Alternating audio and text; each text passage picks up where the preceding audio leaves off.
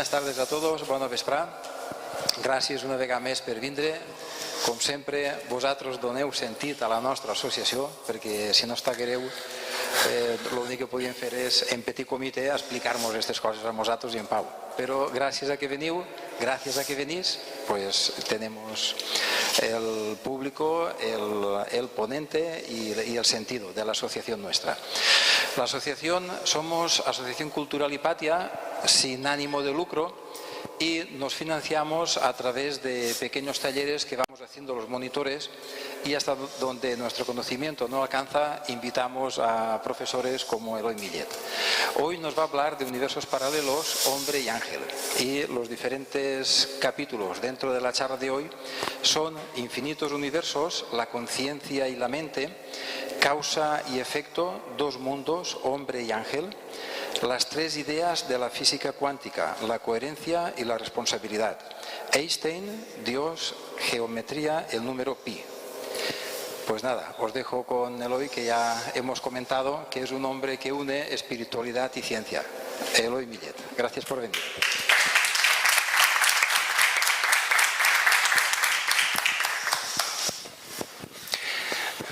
Muchas gracias, Rubén. Muchas gracias a todos vosotros por vuestra presencia.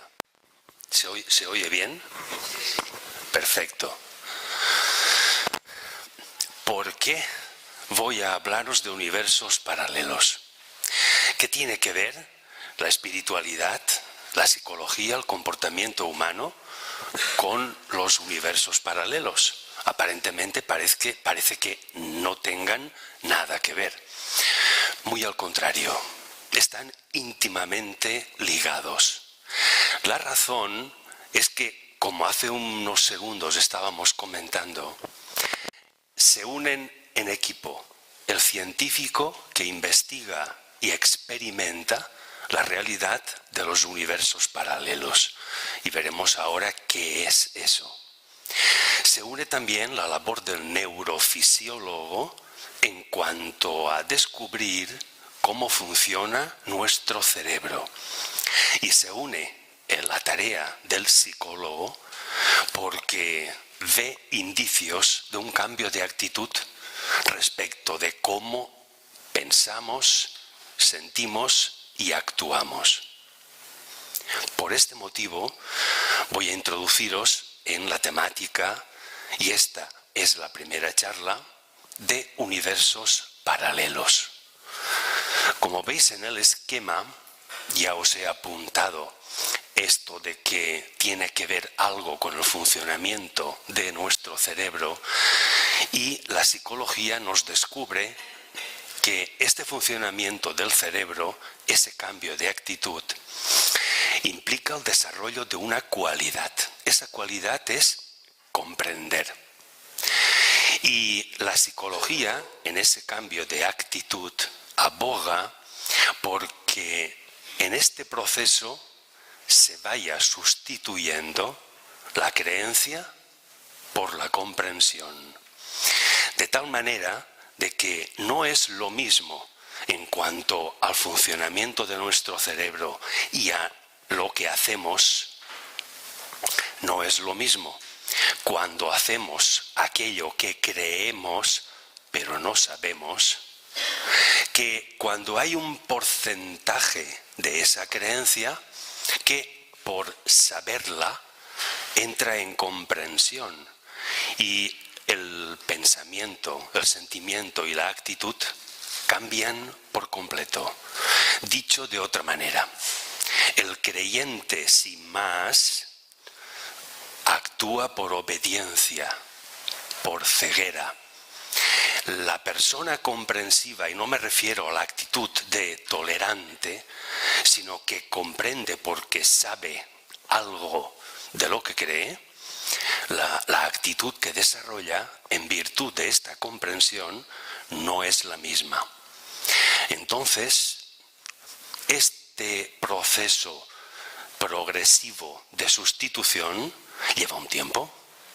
¿Y cómo comenzó esta unión o similitud de universos paralelos con este cambio de actitud humana y que se detecta a la vez un cambio funcional en nuestro cerebro. Todo comenzó en 1957. Un colaborador y amigo de Einstein, Hugh Everett, en la misma universidad que trabajaba Einstein, Princeton, y en virtud del experimento de la doble ranura que ya presentamos y estudiamos aquí, dedujo. Resulta que en la doble ranura hay dos, A y B. El electrón pasa o por A o por B. Cuando detecto por una cámara fotográfica que el electrón o la partícula pasa por la ranura A, al no pasar por la ranura B, esta es una probabilidad. Y cuando pasa por A es una realidad. Pero puede ocurrir al contrario, que haya pasado por B, y esta será la realidad. Y ahora la probabilidad estará en la ranura A. Vemos que hay dos probabilidades y dos realidades. Efectivamente, estas dos realidades, por serlo, y sin embargo solo percibimos una, la otra continúa como probabilidad, la percibimos pero separada de la primera, lo cual quiere decir que son dos realidades pero separadas. Estas dos realidades constituyen un universo. ¿Por qué? Vimos también que los orbitales de un átomo están ocupados por distintos electrones y observamos a un electrón ocupando uno de los orbitales, pero no en todos. Cuando volvemos a observar el mismo átomo, ¿por qué vemos al electrón en otro orbital? Ha cambiado, ha provocado un salto cuántico. El átomo ha cambiado energética y formalmente. Si eso ocurre con un conjunto de átomos numeroso y a lo que llamamos materia, la materia al observarla cambia. Luego ya tenemos aquí dos o más realidades y que ese conjunto de átomos que están cambiando constituyen una clase de materia, la percibamos o no, pero que esta clase de materia constituye un verdadero universo. Empecemos pues por definir qué es un universo. Un universo podemos definirlo con esa palabra, es un espacio. Pero ¿qué ocurre en ese espacio? Ese espacio es la materialización o la manifestación de aquello que constituían probabilidades en forma de realidades. Por lo tanto, ese espacio ocurre que cada probabilidad existe y tiene manifestación dentro de él. Pero como está delimitado y fuera de ese espacio hay otros con otras y distintas manifestaciones, es decir, otros universos. ¿Qué es un universo paralelo? Si es un espacio en el que hay una manifestación, el paralelo es otro espacio copia de este, pero de manera distinta. Y sin embargo, ambos son paralelos porque se complementan. Hay muchos científicos, no sé el porcentaje de a favor o en contra, que prefieren llamar a los universos, en lugar de paralelos, complementarios. Un poquito más adelante veremos esa complementariedad, por qué se produce. ¿Cómo nos afectan a nosotros, ya que eso nos importa, la existencia o la realidad de universos paralelos? Nos afectan, como os decía al principio, porque al estudiarlos descubrimos algo, sabemos algo en lo que antes podía ser una creencia. Hemos transformado parte de esa creencia en comprensión. Por lo tanto, cada conexión de universos que se produzca supone un cambio. Y esto en nuestro cerebro funciona conectándose una neurona o grupos de neuronas. Y ya vimos cómo se podían conectar. Y ya vimos también que el funcionamiento del cerebro no es el mismo cuando hay grupos de neuronas conectadas o grupos de neuronas separadas. Por lo tanto, aboga la psicología, la neurofisiología, en que estudiando las conexiones de universos en los que en uno es probabilidad y en el otro realidad, vemos similitudes respecto de cómo funcionamos los seres humanos. ¿No deja de ser interesante esto?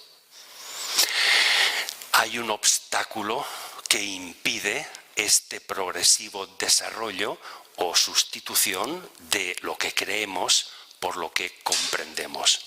Ese obstáculo es la inmovilidad, es decir, continúo creyendo, continúo obedeciendo los dogmas y en esa creencia me convierto en un ser obediente y ciego. No desarrollo mi propia comprensión.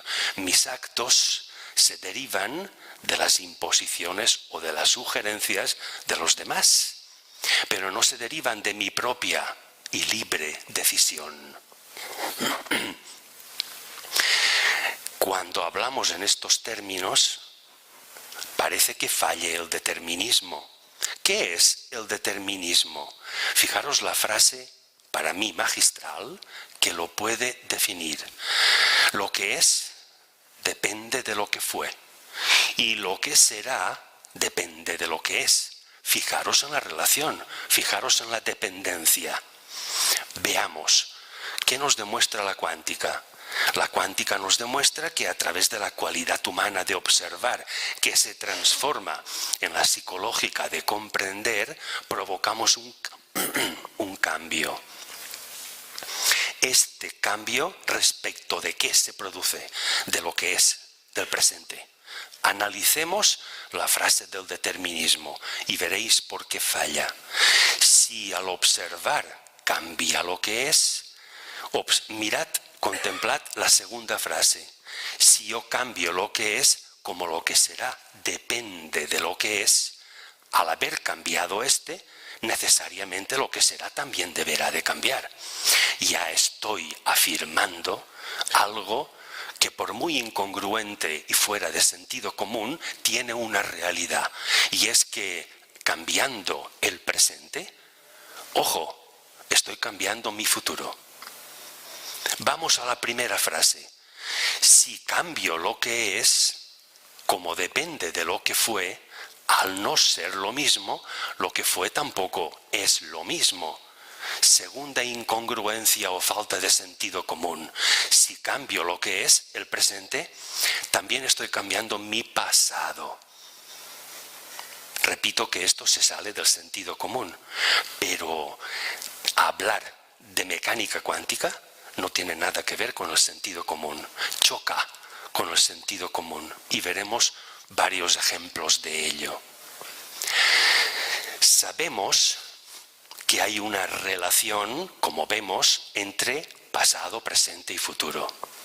Que si esta relación fuera proporcional, habría, pues, digamos, una armonía entre los tres. Si prevalece el pasado sobre los demás, parece que no haya una proporción en estas relaciones. En principio, admitamos o podemos admitir que hay una desproporción o una desorganización respecto de la relación entre pasado, presente y futuro. Un poquito más adelante vamos a ir desarrollando esto. ¿Cómo observamos esta relación? Por ejemplo, con lo más inusitado. Ya que hablamos de falta de sentido común, vamos a aquello que parece que no tenga sentido común. Sin embargo, veréis cómo tiene y mucho. Vamos a medir rectángulos. Lo que se os ocurra. Mesas, folios, cuadros, cualquier cosa rectangular. Si medimos lo largo y lo alto de cada rectángulo y lo anotamos, y hacemos la división, lo largo dividido entre lo ancho. Vamos anotando el resultado de estas divisiones y luego la sumamos y lo dividimos, la suma entre el número de mediciones que hayamos hecho. Es decir, calculamos su media aritmética. Sorprendentemente, sale un número fijo, siempre el mismo. Amigos, siempre el mismo. 1,618 y más cifras, quizá 8033 y más cifras. Cuantas más mediciones hagamos, más decimales coincidirán con los que os acabo de decir. Pero si hacéis entre 15 y 20 mediciones, con toda seguridad, el 1,6 sale. Pregunta, ¿por qué? ¿Por qué el azar me da ese número? Respondamos con algo genérico. Hay una proporcionalidad, hay una armonía. No importa que sean rectángulos muy estrechos y largos y otros al contrario. Hay una armonía, hay una proporción en toda geometría. Otra que parece inusitada, midiendo escaleras. Fijaros, no sé si veis los números, os lo digo. Una escalera de un peldaño solo podemos subirla de una manera, subiendo el peldaño y se acabó. Pero si la escalera tuviera 2 peldaños, podemos subirlo de uno en uno o de una vez los dos. 2 peldaños, 2 formas de subirla. 3 peldaños, de uno en uno, primero 1 y luego 2, o primero 2 y luego 1. 3 peldaños, 3 formas. 4 peldaños, 5 formas. 5 peldaños, 8 formas. Y así 6, 7, 8, 9, 10 peldaños, y si hacéis la combinación os saldrán indefectiblemente ese número de formas de subir la escalera. Bien, visto esto por separado, puede que no nos diga nada, no tiene significado. Veamos su conjunto. Veamos este número de formas de subir una escalera en una serie numérica. Observar que en esta serie numérica, la tenéis aquí abajo, la suma de 2 números consecutivos da el tercero, siempre. Pero a partir de los valores 5 y 8, si dividís el 8 entre 5 os da 1,6. ¿Os suena ese número? El mismo de la proporcionalidad de las mediciones de rectángulos. Si vamos avanzando en la serie y vamos dividiendo, por ejemplo, el 610 entre el 377, sale 1,618033. Otra vez, la misma proporción de la medición que hemos hecho de rectángulos. Es que por inusitada y fuera de sentido común que sea la actitud, hay una proporcionalidad. Fijaros que en base a esa proporcionalidad han habido matemáticos que se han aventurado, incluso analizando el número de parpadeos que hacemos en una atmósfera limpia y en una atmósfera llena de humo. Hay una proporcionalidad en el aumento de las veces que parpadeamos en una atmósfera llena de humo. Lo más fuera de lugar que se os ocurra puede tener un ámbito que responda a esa proporcionalidad. ¿Qué significa esto? ¿En qué mundo estamos? Si construimos una serie numérica, y ahora ya podemos construirla con los números que nos dé la gana. No lo voy a hacer para no invertir demasiado tiempo en ello. Se os pueden ocurrir 2 números cualesquiera. Resolver esa serie numérica de la manera en que hemos hecho con lo de el resultado de la escalera. Elegís, por ejemplo, el 2 y el 5. Formar el tercer número sumándolos. 5 y 2, 7. El cuarto número sumando 7 y 5, 12. Y así sucesivamente vais formando números. Elegir el número por ejemplo, el 19avo y el 20avo, y dividirlos, el 20avo, entre el que ocupa el lugar 19avo. Os aseguro que aparecerá otra vez ese número, 1,618033 y no sé cuántos decimales más. ¿Casualidades? No. Proporcionalidades. ¿Qué podemos concluir de todo esto? Básicamente tres cosas. Que aquí hay algo que se mueve, hay algo que cambia. Sin embargo, ese cambio está proporcionado en algo, no cambia arbitrariamente. Por lo tanto, si conociéramos la proporción, podríamos prever el cambio que se va a producir. Es decir, si conocemos la proporción en que pasado está respecto de presente, podemos predecir el futuro. Vayamos adelante con estas aventuradas afirmaciones. El segundo, el presente es lo que existe, lo que se manifiesta. Ahora veremos qué es lo que viene a la existencia. Y lo que existe, lo que se manifiesta, puedo observarlo, puedo tocarlo, verlo, olerlo, es decir, puedo realizar acciones con mis sentidos físicos de percepción y puedo observarlo a través de ellos. ¿Qué origina esto? Precisamente las tres ideas o los tres bastiones en los que se sustenta la física cuántica, la mecánica cuántica, el movimiento, la existencia y la observación. Veamos someramente a cada uno de los tres. ¿Qué es el movimiento para la física cuántica? Ese cambio se basa en la experimentación real de que al observar una partícula cómo cambia de movimiento, observamos que ha cambiado de espacio. Pero no es posible observar el tránsito que ha seguido desde uno a otro espacio.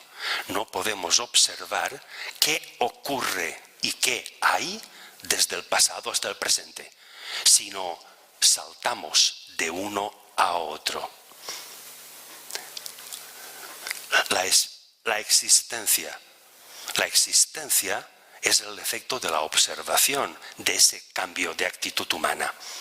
Pero esta existencia implica que al observar la característica de un objeto material, este objeto cambia. Lo que os decía antes, de que al observar un átomo, observo el electrón en ese orbital. Bien, voy a observarlo otra vez. Y el electrón me ha cambiado de orbital. Si es el mismo átomo, pues si me cambia el electrón de orbital, es que el átomo en energía y forma ha cambiado. Luego el conjunto atómico que constituye un elemento material también ha cambiado. Resultado, observación cambia la materia, lo cual quiere decir que al observar una característica alteraré las demás características. Esto lo acabamos de ver como que al observar lo que es, cambia. Y si lo que es cambia, cambio lo que será y lo que fue. Y la tercera, la observación. El ser humano, y esto experimentalmente, en cierta manera, a nivel atómico y molecular, está demostrado, controlamos las probabilidades, las posibilidades. Esas puede contenerlas nuestro cerebro a través de su instrumento, la mente. Controlamos las posibilidades, pero no podemos controlar de ninguna manera la realidad de cualquiera de esas posibilidades.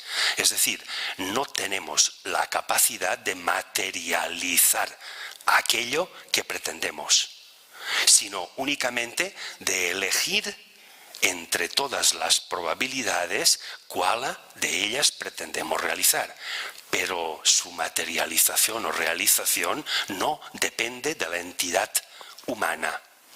Por lo tanto, si cada posibilidad puede materializar un mundo o un universo distinto a través de la observación, ¿esto es real? ¿Hay experimentos que así lo demuestran? Sí.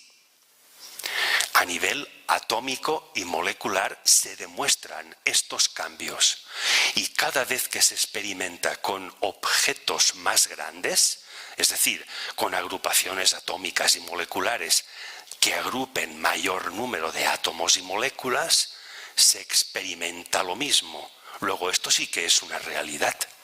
¿Qué consecuencia nos puede traer esta realidad? Que esos dos puntos, pasado y presente, se solapan para constituir otro punto. Hasta ahora hemos visto pasado y presente, pero luego añadiremos una coletilla. Esta intersección es lo que provoca la existencia o materialización o manifestación de algo. ¿Y qué hecho científico es el que nos demuestra esto? La denominada coherencia, no como cualidad psicológica, sino un hecho científico. ¿Qué es la coherencia científica? Es la superposición de dos probabilidades. Cuando os conté el experimento de la doble ranura, vimos que se demostraba que el electrón pasaba simultáneamente por las dos porque se convertía en onda. Pero detrás de la pantalla que contenía las dos ranuras, el electrón vuelve a ser partícula. Luego tiene la virtud, la capacidad de comportarse como onda o de comportarse como partícula. Esta capacidad es la coherencia. Y esta misma capacidad es la que está estudiando la neurofisiología y la psicología en cuanto a ese funcionamiento cerebral. ¿Qué ocurre? Veíamos antes el obstáculo de la inmovilidad debido a la obediencia ciega, a no comprender. El obstáculo que vemos ahora es que esa coherencia en nuestro cerebro no se produce. Generalmente pensamos, sentimos y actuamos de manera incoherente. ¿Qué quiere decir eso? Que interviene en nosotros una porción de pasado, presente y futuro distintas. Por lo tanto, hay una prevalencia de uno sobre los demás. Y esto nos obliga a pensar, sentir y actuar desproporcionada y desorganizadamente. ¿Qué aplicaciones tiene esta coherencia? Ya que os digo que es una realidad. Básicamente, y en la actualidad, dos. La criptografía, que se trata de traducir un mensaje que podemos leer, un mensaje de texto, en algo cifrado, secreto, en un código, para luego descodificarlo e interpretar el mensaje correcto, volver al mensaje de texto original. Y esto lo están utilizando gobiernos, instituciones, organismos que prefieren encriptar sus comunicaciones y aunque se intercepten y se lean, no se puedan comprender. Y como segundo, la computación. Se está ya pensando y experimentando en construir ordenadores, televisores, teléfonos móviles, todo tipo de aparatos electrónicos basados en la facilidad de la coherencia. Y es que en vez de el ordenador funcionar como 0 y 1, funciona 0 y 1 pero simultáneamente. Lo cual quiere decir que la combinación de esa simultaneidad implica no solo una inmensamente más grande capacidad de almacenamiento de datos, sino también en la rapidez de procesar esos datos. En psicología, que quizá nos interese más, ¿qué aplicación tiene la coherencia? El psicólogo dice actualmente que esa coherencia o cualidad cerebral nos permite desarrollar esa percepción intuitiva. ¿Y qué supone? Fijaros lo significativo de este gráfico. ¿Ocurre lo mismo y actuamos de la misma manera si solo vemos el cuadrado? o si solo vemos el círculo, y si alguien de aquí está viendo el círculo pero no el cuadrado, y otro ve el cuadrado pero no el círculo, discutiremos sobre si es verdad lo que yo digo, pero no es verdad lo que tú dices, cuando las dos son verdades.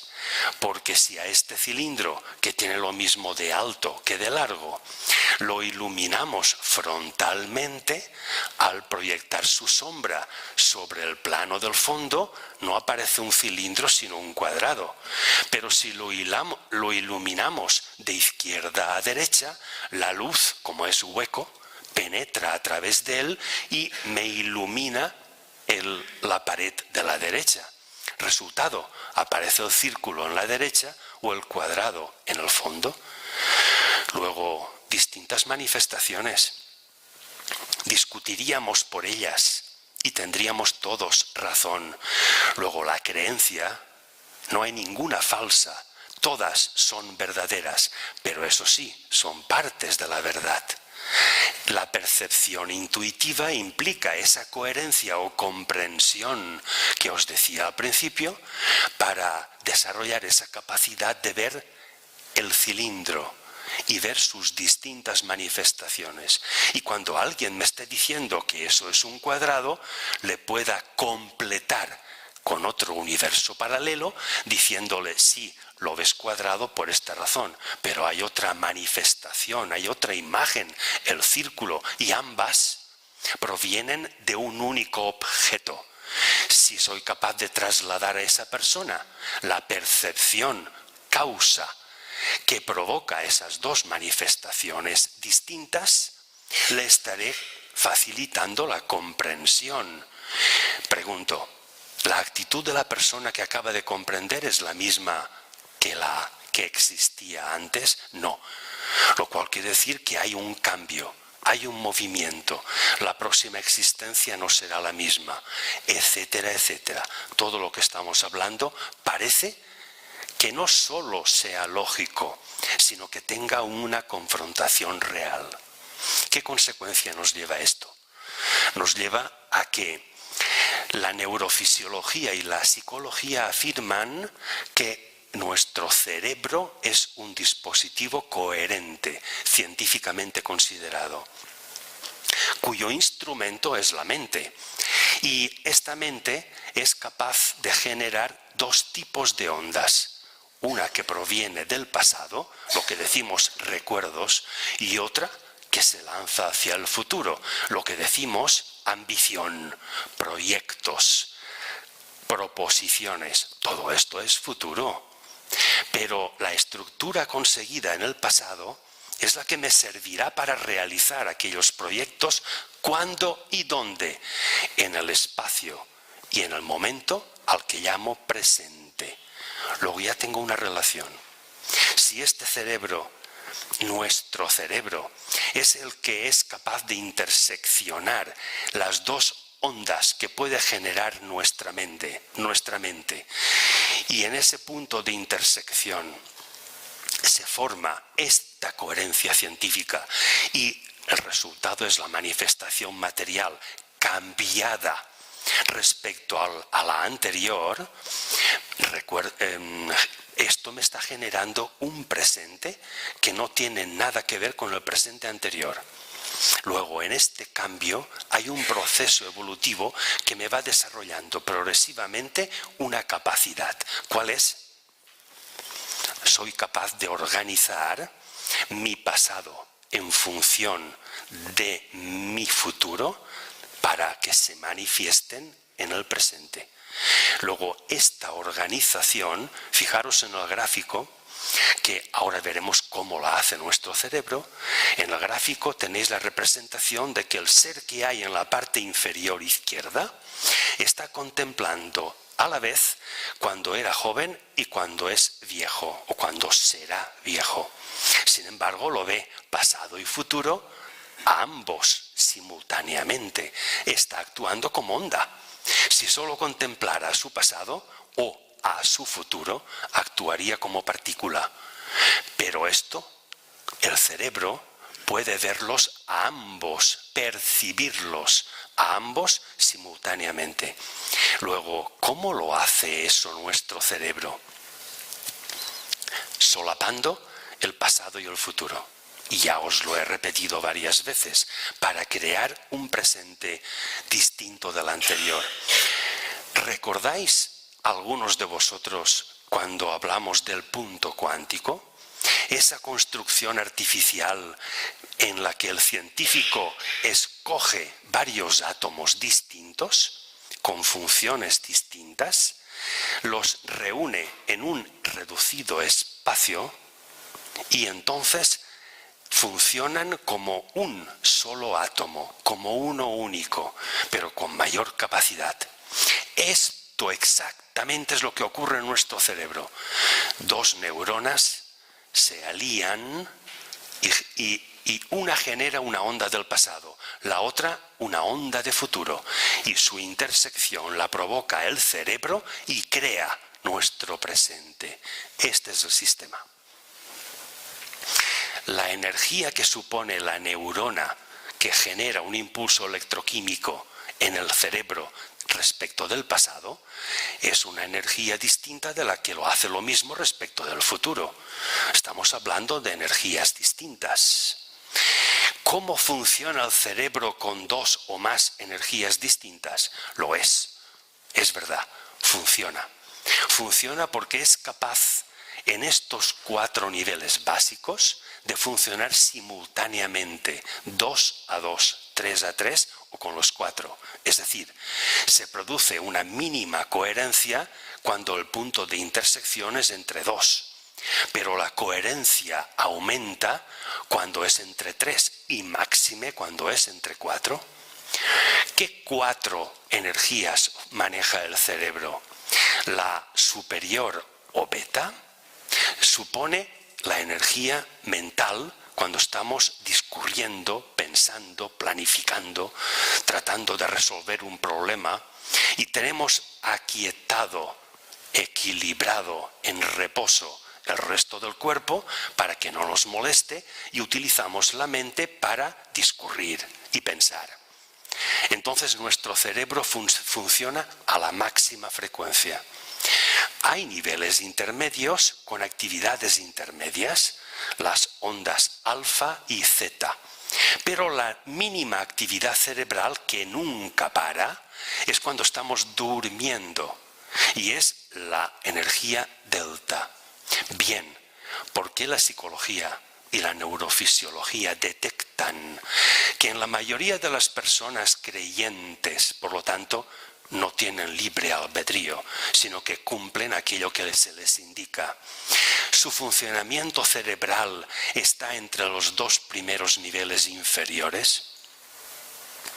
¿Por qué asimismo detectan que cuando una persona desarrolla actividades de libre albedrío, por lo tanto, ha de generar ondas del pasado para ver cuáles son mis capacidades, de qué cuerpo físicamente dispongo y mi capacidad de manejar, de andar, qué capacidades tengo para realizar aquella propuesta?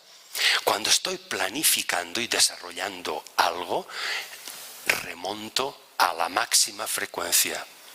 Entonces, las personas que desarrollan actividades cuya mente es capaz de generar las 2 ondas, de pasado y de futuro, está haciendo que para que estas 2 ondas mentales interseccionen, el cerebro tiene que juntarlas de alguna manera, coherencia.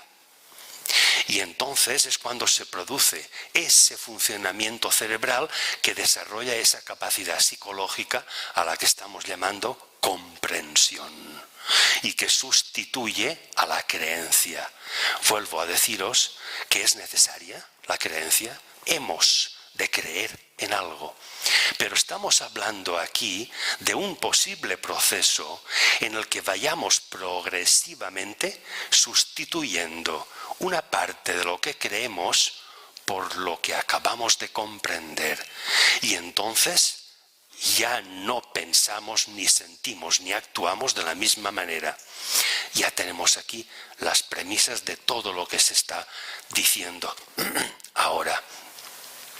Esta intersección o solapamiento hace que estas neuronas, y os lo voy a explicar con un proceso físico, actúen de acuerdo al fenómeno de la holografía. ¿Qué es el fenómeno holográfico? Consiste exactamente en un emisor de luz, cerebro. Este emisor de luz choca primero con lo que simula la mente, y el objeto que tenéis aquí es un espejo semiopaco. De manera de que la luz recibida por el dispositivo primero, una parte se refleja hacia la derecha y otra parte continúa su camino. 50 y 50%. ¿Qué ocurre con la que se refleja a la derecha? Que rebota con este espejo una neurona o un grupo de neuronas, que este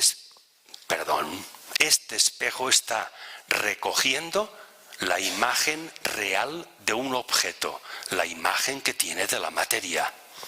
Por lo tanto, este haz de luz recoge esa imagen del espejo y luego rebota y recoge la imagen del objeto real, dos imágenes, y las proyecta ambas sobre una pantalla. Luego os diré qué es esa pantalla. La otra parte del haz de luz rebota en el segundo espejo, otra neurona u otro grupo de neuronas, que recoge la imagen que ese espejo tiene de este objeto y la refleja sobre la misma pantalla anterior. ¿Cuántas imágenes recoge esta pantalla? 3. Esta es la capacidad perceptiva de nuestro cerebro. Es capaz de percibir en 3 dimensiones. Es capaz de percibir la realidad